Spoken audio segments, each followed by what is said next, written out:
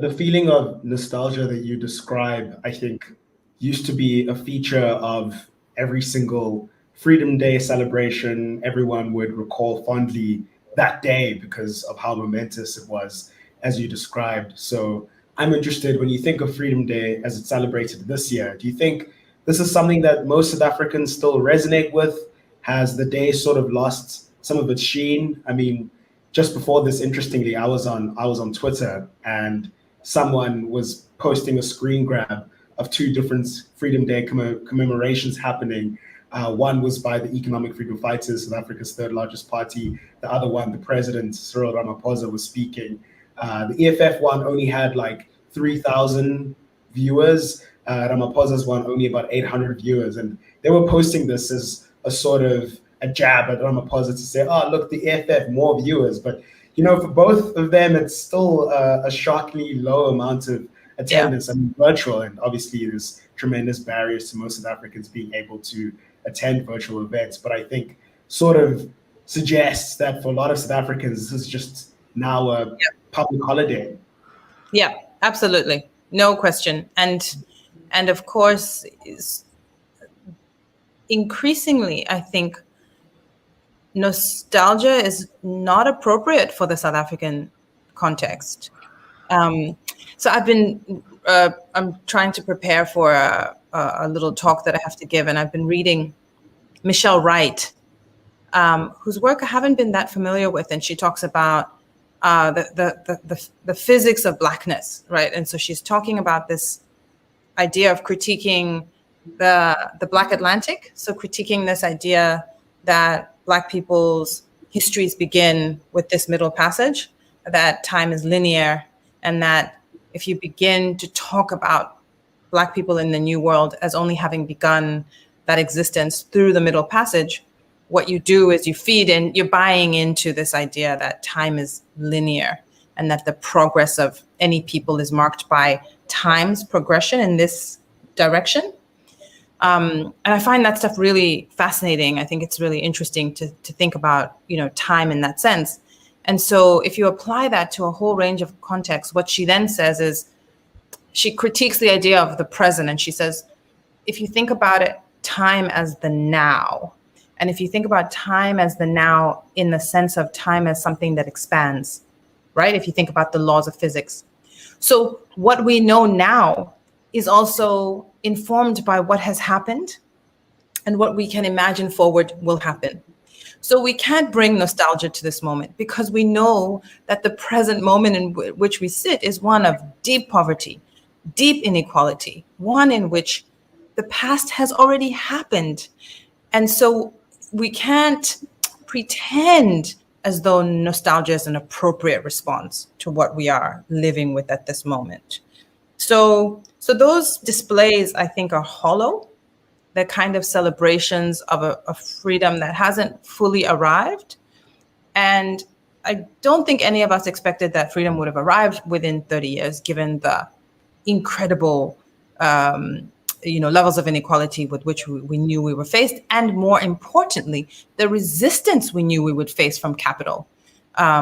So we always knew that the market was not interested in the forms of reorganized, social formations that South Africa presented as a possibility. We always knew that was going to be the case. So when I talk about what hasn't happened, I don't talk about it as though we expected perfection.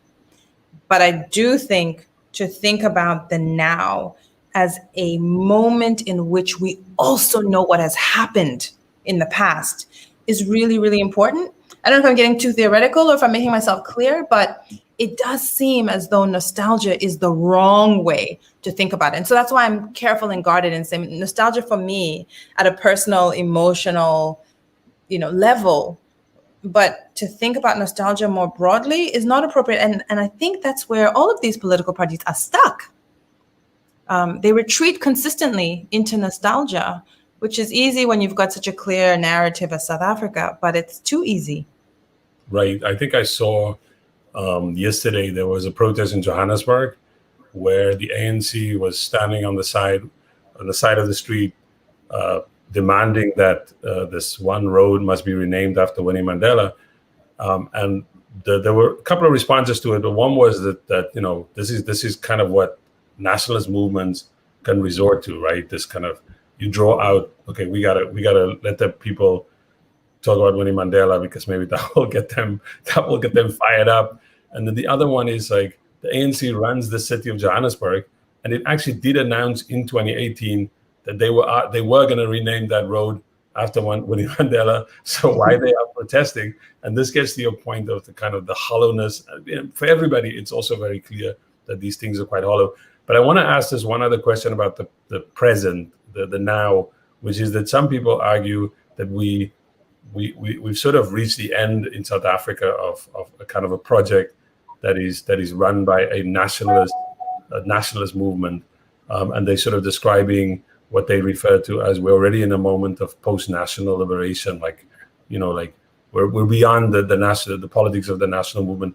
Where do you see the interesting politics developing in South Africa? Like, if we're thinking post-national, we're not trying to just say the ANC is over. The ANC manages, as we said a couple of weeks ago in one of these programs, when it has elections, most people will still turn up for the ANC on balance.